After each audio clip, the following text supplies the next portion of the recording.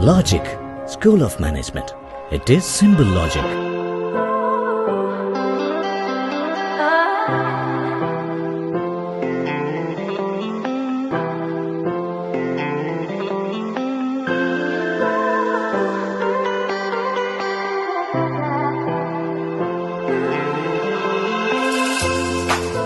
Welcome to another episode of Logic School of Management presents Business Sense, an entrepreneurial conversation in COVID times. I am S.R. NAIR, and with me, a very, very respected, very senior entrepreneur, business person who is with me by name, Mr. SHIVDAS B. Menon. Okay, Mr. Menon comes from Palghat, from a very conservative family with his offsprings and his people. All of them are doing wonderfully well. Children in America. One of his brother has been a vice chancellor of a university in Delhi. An extremely educated group of people. At the same time, Mr. Menon has come into entrepreneurship. He's an agriculture engineer. He did his learning in Gujarat. When he came into the field, worked in very blue chip organizations such as Pierce, Leslie, etc. Then sometimes by jokingly he will say, Vinashagale Vyavasaya Buddhi. No, once he was, once he was telling me like this, okay, SRA, the Vinashakale Vyavasaya Buddhi, he said, okay, I will also become an entrepreneur, and started it. He has had real big trouble, difficulties with partner, difficulties with customer, difficulties with the regulatory ecosystem, etc. That was long back. And today he is one of the most respected, sane, progressive and pragmatic voice, particularly in the field of agriculture and related to nature in the state of Kerala. Not only in the state of Kerala, I would rather say across the world, in the sense that Mr. Menon is consulting Arab nations. Mr. Menon is consulting many nations in Europe. He is in Ethiopia. He is in many places. Long back, he had advised one of those businessmen here to start cashew nut plantations in Australia, and he has been telling me wonderful stories about that of the past. Actually, okay, always to me, Mr. Menon is a role model, very respected personality. I am so blessed that I have been connected to him, and I have his acquaintance actually. So, ladies and gentlemen, please let me present Mr. SHIVDAS B. Menon to you in this conversation. Welcome to you, sir. Thank you very much, sir. I am humbled. I'll tell you, I'll be only happy to share my small experience in the field of agriculture. I must thank you for giving me an opportunity to talk. And if somebody is benefited out of my experience, I'll be only happy. And you are responsible. You will be responsible for somebody's benefited out of that. Thank you again, sir. Let me give a brief of what exactly was happening in agriculture field in Kerala. Please go ahead. Kerala Please go ahead. Never has been a sort of an agriculture state. Yes. We were having, or we are having, successful plantations here. Large companies like Tata Tea, Harrison's Malayalam, and lot of other rubber estates. So they all thought that, there is no need of going for field crops of food crops. And when people were making a lot of money out of plantation crops, sometimes in a casual manner, I used to say, look, I think rubber cultivation has made Kerala farmers lazy. Because they were getting a lot of money. They never thought of even diversifying into any other activities, even value addition of rubber products. I had to once buy some rubber bands for my friend in Africa, which I could not, the quantity what he wanted, I could not get it from Kerala. I had to get it only from Gujarat. So taking the latex from here, and somebody is producing large quantity, because we never thought that there's no point, there is no need of doing, industry here. We had our own problems. Yeah. Now, since last 4 to 5 years, yes, sir. And the government support, Department of Agriculture, and all thought that, we have been depending on vegetables coming from other states with a lot of poison. We have health problems, children are facing problems. And National Horticulture Mission in jointly hands with the State Horticulture Mission conducted, of course, my company and other and companies also joined hands in encouraging housewives to grow vegetables. Yes. We consume almost about 3,000 tons of vegetables every day in Kerala. Yeah. I'm talking about the what do you call COVID, it? pre-COVID statistics. COVID time, not now, not now. Yes. So out of which, we used to produce only 1,000 tons. Almost 2,000 tons was coming from outside the state. Okay. Now, I've been, from the industry through TIE, CIA and all that, I've been talking to the government. There was some improvement, but not to the satisfaction for that matter. Okay. And another reason why that vegetable cultivation or fruit cultivation did not pick up in Kerala, because of the high value of land here. Yes. People thought that land is more sort of a paying in constructing some buildings or some other commercial outlets. It's more paying than growing something there. So that was the reason, and everybody, even everybody wanted to. Sometimes I say everlarkku oru collector avanam. Intellectual job. Intellectual job. IT company, well paid. So agriculture was not given much of importance. But in a humble way, in our company, we have been training students from schools like Choice School and all that. Catching the children young in developing interest in agriculture.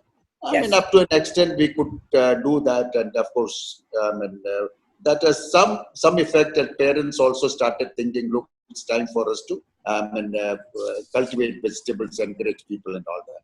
Okay. Now, this is the pre-void, what do you call it, COVID time. Times, yes, sir. Now, the present and post-COVID service, scenario.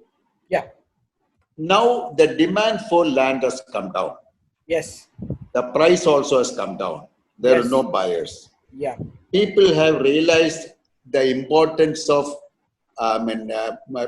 consuming healthy food, healthy vegetables, so that they know that what they are getting from other states is not at all healthy. It's poisonous. Yeah. So they all thought that they should cultivate here. So in the grow bags or what small, even some of the people, those who have been, having beautiful landscaping, they started growing one portion. They started growing vegetables in one section of the landscape. Actually. That's sort of an interest they have developed. And the government also realized that it's time for encouraging them. And we have limitations, to be very frank. I'm not criticizing any department. But certainly, I'm different forum. I used to talk also. There have been, there is a lack of direction to the agriculture department. To be very frank, there are about 7,000 people working in the agriculture department. I have a feeling that they are not being directed well. There are eminent, brilliant officers are there, very efficient officers are there, but unfortunately not being given proper direction and always a lack of leadership in the agriculture department. Now, I think they have realized the thing, and they never had a senior IAS officer as the director of agriculture. If at all, they will be there only for about 6 months. Then smaller durations of time, very small durations. Smaller duration of time. Yes, that has caused a lot of worries, and people, agriculture department people are also frustrated. And now we have a very efficient lady officer, IAS officer. As the director of agriculture, so things are moving very well. Very good. And another thing, what was lacking here, there's a total gap between the Department of Agriculture, the farmer, institutes, and the industry. There was no synergy. That's right. It was not bridged properly. Yes. And we tried our best from my personal capacity, my friends, and all that helped, and up to an extent, that's also. I've changed. Now we have a very efficient Vice Chancellor in Agriculture University here. So that things are changing. Yes. Now with this viral attack, everybody wants to go for agriculture. I understand. So there is a sea change actually. Paradigm shift actually. Yes. That's right. and everybody, they want to grow now. There are a lot of calls. Being one of the agriculture inputs manufacturing company in Cochin, Yeah. my people get a lot of phone calls for grow bags, potting mixtures, seeds, seedlings, fertilizer, all that. Yes. And in the meantime, of course, in a small way, we are also trying to make and meet the demand. And that's not enough. That's one small company cannot do all that. There are a lot of new companies can enter into that line in the business. Yeah. I mean, you know, I'm, you know, I'll be only happy to support them. So, you know, if somebody is interested, and SR with your, you know, connections, ask them to call me. I shall be able to help them out. Yes.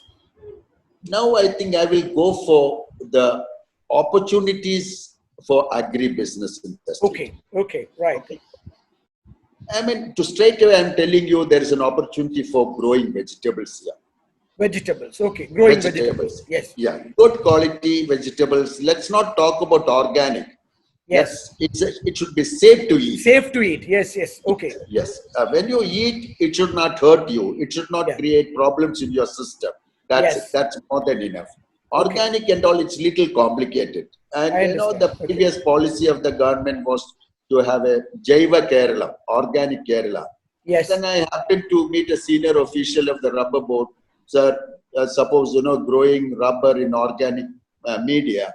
Sir, are you getting a better price for the rubber? So that's not it. So, yeah, so it was not been, you know, focused well, sir. You know, but then now people have understand the whole thing. Now, there's no good fertilizer will kill a human being. But certainly pesticides is a killing factor. So, so that has to be avoided altogether. But I consider all this sort of a, what do you call it, opportunity for business for the startups, those who are interested in getting into agribusiness. And apart from growing vegetable growing, okay, we have a problem. We have, our land holdings are very, very small. Small, yes. So what has to be done is that we'll have to, with available land, we'll have to increase the productivity. Yes, it is. Yeah. So increasing the productivity, what you'll have to do, you'll have to have specialty agro products. Yeah. We have never given an importance to the land. Amending the land condition or testing the land, find out what is the pH, all that sort of a thing has never been done. So that's also a Department of Agriculture did a lot of work on that, and almost about 1 lakh soil samples were tested, and we know what sort of a pH level in particular soil in Ernakulam or even Kottayam or wherever.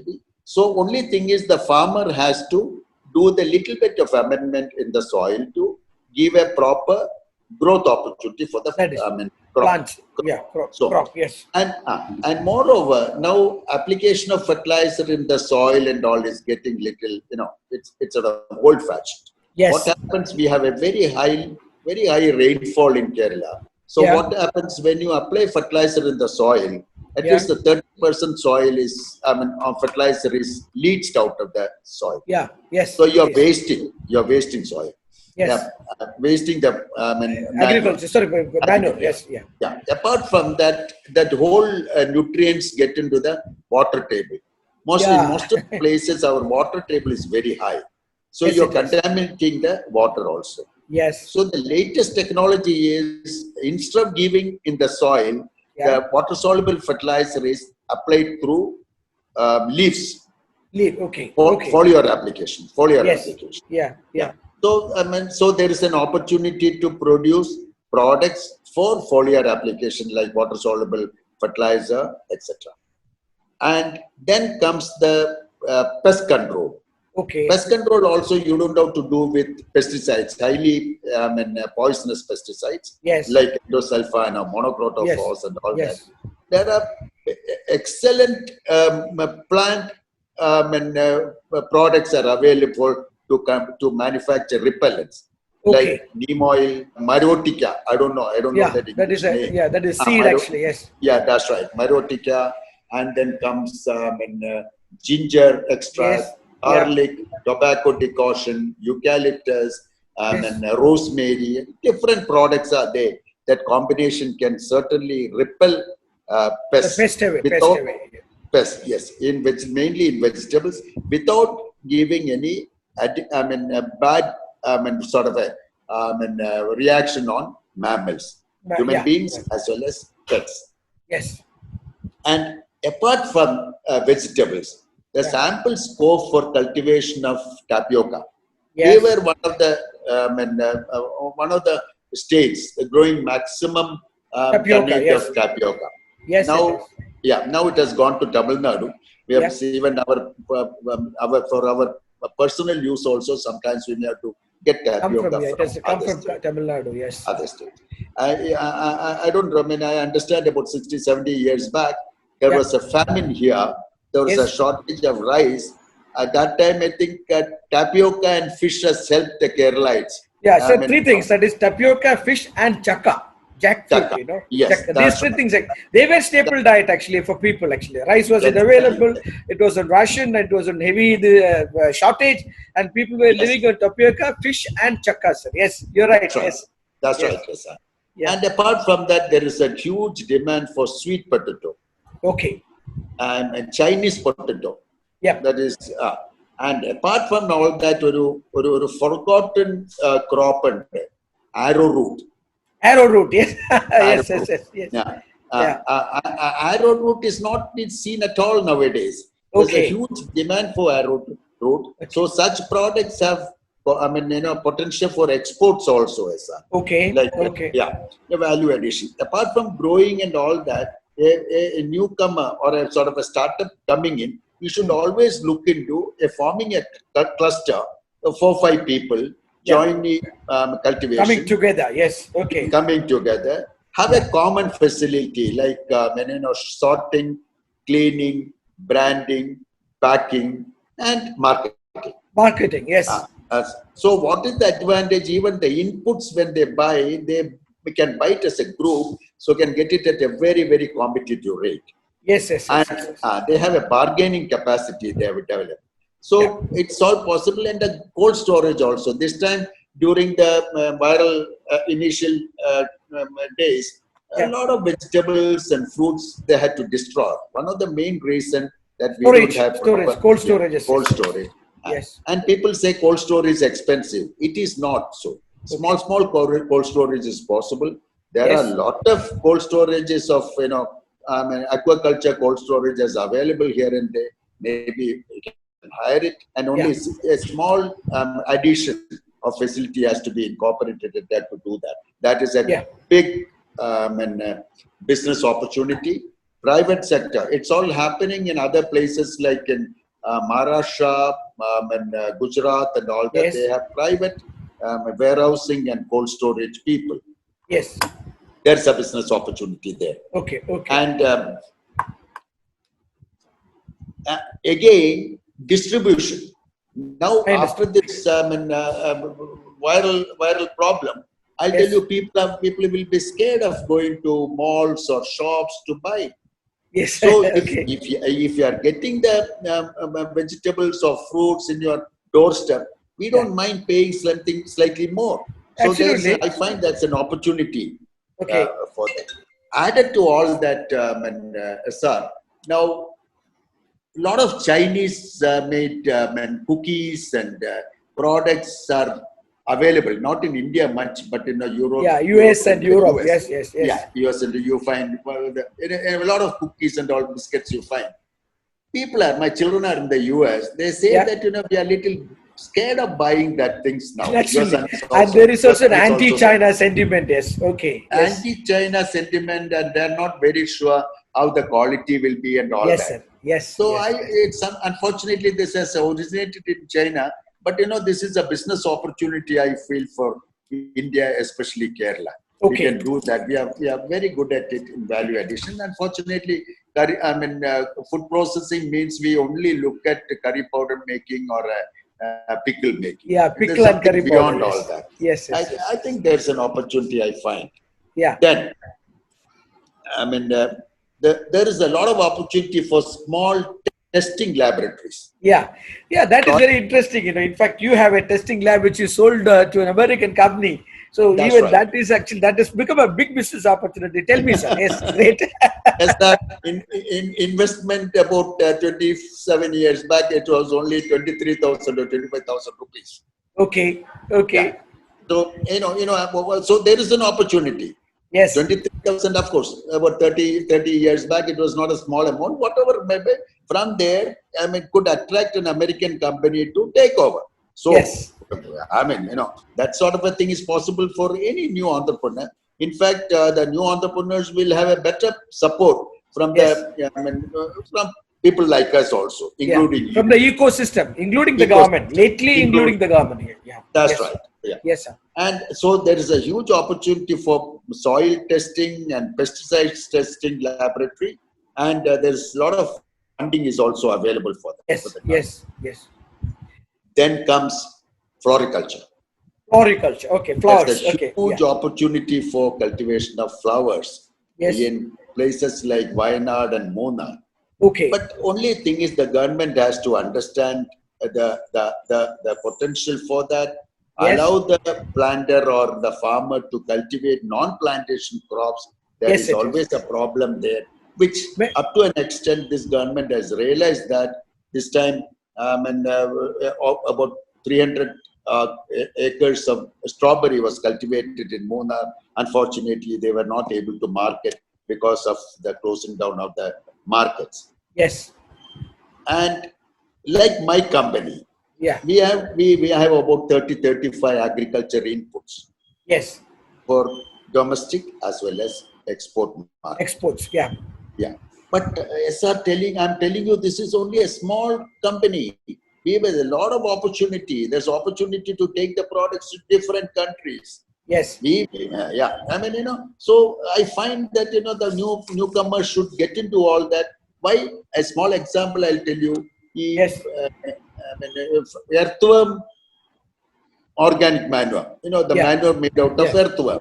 Yeah. Now, some of the farmers, they ask the material. Unfortunately, that product is not available in Kerala. Yes.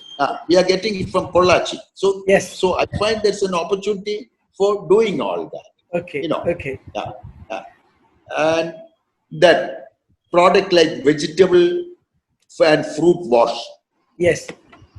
We can very well do that. Yes. And organic manure. Opportunity in agriculture, there's plenty, SR. So I think with your support, I think I will be able to support the newcomers in this line. Let us take it forward. Right. So thank you very much. In the last 20 minutes, in one go, you had given us so much of options that is available. Yeah, but also you had said that everybody wanted to study to become a collector, so or a district magistrate. That they did not think that agriculture is of any paying a proposition. But frankly, we had seen in the past that there had been instances where agriculture was not found to be a paying proposition. That also was there, and probably people then switched off and moved away.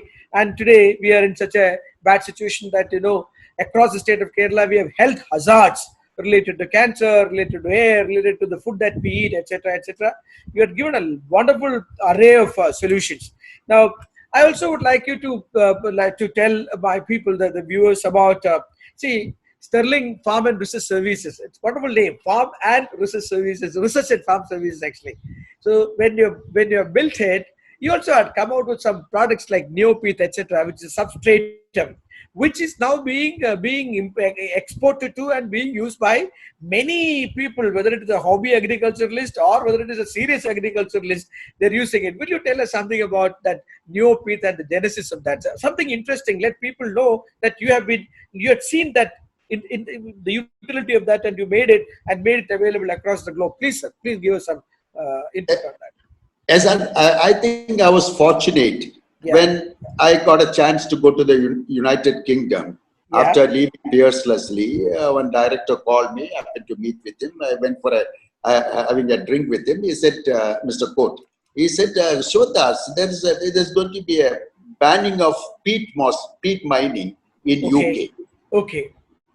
I said, why don't you? There are a lot of tropical area, a lot of products are available which absorbs water, retains the water. Yeah. Then he also casually told me, maybe we can look at the choir. There may be something available. Why don't you look into the flight back home? The whole flight I was thinking about it, where to find this, what to do. Yes. Then once I was happened to go to Sri Lanka, and Sri Lanka, they were already doing this job in a small way. Okay. Yeah, I mean they're putting in the Australian market. We came back, and of course in Kerala there are plenty of chagri chore, that is coir pith. Chagri chore, yes. Chagri chore. The waste of coir industry. After removing the fiber, the cork-like material is just wasted, and it will not decompose because of the high lignin tannin content in the material. So it was a pollutant everywhere. The factories were having a big problem in disposing, and sometimes they used to dump into the river and sea and all that, polluting the whole area. So we started a small unit in Alway, buying all that. But later we could find we were finding it difficult to dry it because of the rainfall here. So we shifted the unit to Pollachi. People used to think that I ran away from here because of the labor problem. I said no, I never had any problem. I mean 33 years now, I never had any major problem. So let's not blame the farm. I mean workers here. Government or workers or literally, they're good. But only thing is you should know how to treat them. That's it. You look after them well, not money wise alone. Be very friendly with them. That's the only thing. Understand their problems. Yes, sir. We started that SR in a small way, and I didn't have machines to compress. The processing I knew. The electrical conductivity has to be brought down, and the pH has to be buffered and washed. All that I could do, but compressing technology I didn't know. Okay. So I got again the details from Sri Lanka and got a machine fabricated in Coimbatore, and we were the first to introduce the product, and we branded the product as Neopete. Neopete. There are bigger players in Pollachi, Tamil Nadu area, but but our brand Neopete is still has got a good demand. We get a better price also. There's a huge demand in Kerala. We export to a large number of countries, mainly to Hungary. You called me one day. Hungary. That was a very interesting experience. I think I will tell my audience actually. One day, as a president of TAI Kerala, he was my charter member. So I just called him. So he attended the phone. Actually, he was on a completely different time zone. I did not realize. I thought he was here. And Mr. Menon said, I am in Hungary. So, but what I heard that I am hungry. So I told him, sir, why don't you eat something? Little did I realize that you were in Hungary and you were actually considering people there.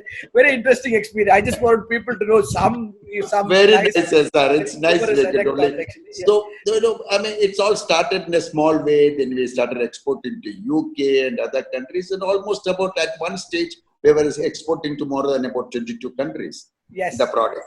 Today, Sterling Group of companies is surviving just because that one product we identified and took the initiative in producing and marketing the product. Even Let's look at this. Now, So what I'm trying to say that you have to the newcomers now, the startup companies, they have to keep the eyes and ears open to understand what exactly the farmer requires. It's not that we produce something, try to market in the product, in the market, you fail. So that is my piece of advice to the people. Understand. I used to also, during Peerless Field days and all, I used to get opportunity to go abroad sometimes with my wife and all that. But always I go to garden centers or to understand what sort of agriculture inputs they market. Most of them comes from China and all that. So I've been doing some copying also out of that. Then good things has to be taken in. Will you tell us something about your experience in establishing this huge casuarina plantation in Australia, sir? It's a very interesting project. Let people know about that. I happen to be the only agronomist in Peerless when I was heading the agriculture division. So my CEO asked me, Shivdas, there's an opportunity in growing cashews in Australia. Are you interested? Will you be able to handle? Then I told him, I said, I studied in Gujarat. There is no cashew grown there. I don't know anything about it. But give me 15 days time. So I go around in Vengurla research station and other cashew research station. I studied the whole thing. At least I believe that, I knew quite a bit of cashew cultivation. And even grafting I learned. I knew that Australia, you won't get laborers to graft the whole thing. Okay. Then it was a joint venture with the Rajan Pillai group. Yes, Rajan Pillai, Britannia, then Britannia. He had about 1,500 acres of land in Darwin. So went over there. That was my first visit abroad, 1983. Went over there and they showed me a short dark Indian talking to the agriculture department of Australia, Western Australia. They didn't give me much of importance those days. I said, okay. Then they took me in a 5-seater aircraft to identify the right land. Yeah. Then I don't know again, but wherever I could find trees similar to cashew, I made a note of that in my map. Yeah. Then from next day, they took me in a Land Rover to different places. Soil was tested and all that. Yes. Then I realized the soil pH is just very alkaline, very high. It was at 8.59. Okay. Then I myself was not very sure. I told the agriculture department people that I will not recommend this soil for cultivation. Okay. They didn't believe me. They said, okay, that was a Friday, I remember. They just dropped me in my lodge or hotel or whatever, maybe. Then, they sent the report or the soil report to Brazil. Yeah. And Monday morning, those days that you have the telex, not the telex message they got. We also have no experience in growing cashews and having pH more than about 7 or something like that. Yeah. From that day, I started demanding respect. They started respecting. They started calling me Babu Menon. Babu Menon. They dropped Shivdas and all that. So that then that was a success. 1,500 acres of cashew we cultivated there, and even spacing was different because harvesting was not that easy. Special machines had to be developed, which we got it from UK. Even now that I was told the plantation is there, unfortunately, Rajan Pillai is no more. Yeah, changed hands. It must have changed hands. Yeah, changed hands. And when I'm talking about the cashew in Australia, recently when I met the agriculture minister, I told him, sir, why not we allow the farmers to grow sandalwood? Sandalwood, yes. Marayur. Yes. There are a lot of restrictions. Sandalwood, if you have a sandalwood tree in your compound, you can't cut and all that. Yeah. Why can't we allow the farmers to grow? Because Australia has got about 2,500 acres of sandalwood in Western Australia. Okay. In a place called Connemara. And the planting material has gone from Mysore. Mysore, of all places. All places. And their tissue culture, the whole thing, they are growing all that. Yes. So this sort of thinking out of the box and making people, farmers grow is useful. Totally depending on rubber. After 20 years, rubber price will be good. Okay. Yeah. So these are the things.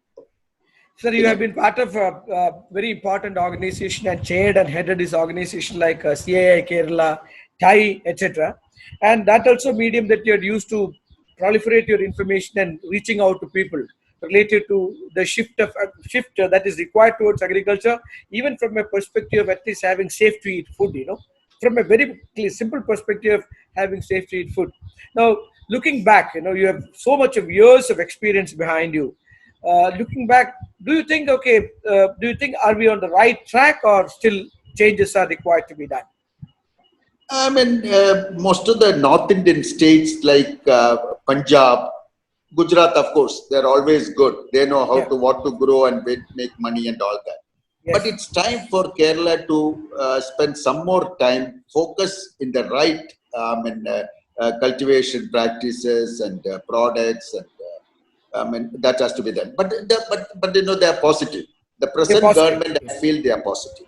Especially the agriculture minister, I must tell you, he knows agriculture. I told him one day, sir, I think I've seen quite a lot of agriculture ministers, but yeah, I mean, you are one of the ministers, you took the trouble in studying what is agriculture, what sort of a crop is required for Kerala. Parayarikandavarathila is doing well.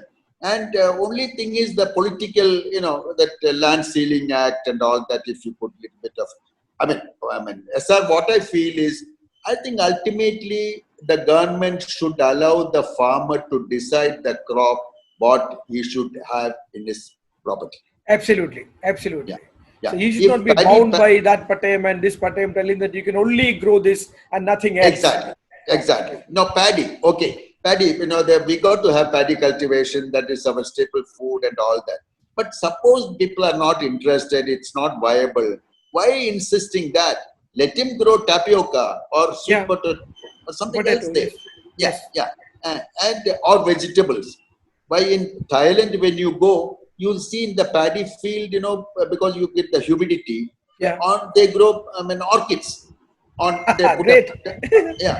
Because they moved from agriculture to floriculture actually, straight away. Yes. Yeah. This is all possible. A lot of such, another thing, we do not produce any good seeds in Kerala. Yeah, that's another problem. That's an opportunity. That's okay. Great Again, opportunity. A business opportunity. Okay. Business opportunity. Overall, I feel that I find a lot of opportunity in agriculture, agri-business, and food production. I'm not a food production expert, but certainly value-added vegetable products can be marketed. Even dehydrated vegetables can be marketed as a huge opportunity. And sir, another thing, now people all say that Gulf business is bad, everything's bad. But I find there's an opportunity in agriculture there in Dubai, in Gulf also. Yes. Okay. Recently, I've been getting calls from Maldives asking me to help them in growing vegetables in their islands. Okay. Because they don't have soil. They have only coral sand. Atolls, sand atolls actually. Coral sand. But hydroponics, we can grow without soil. So I understand. Yeah.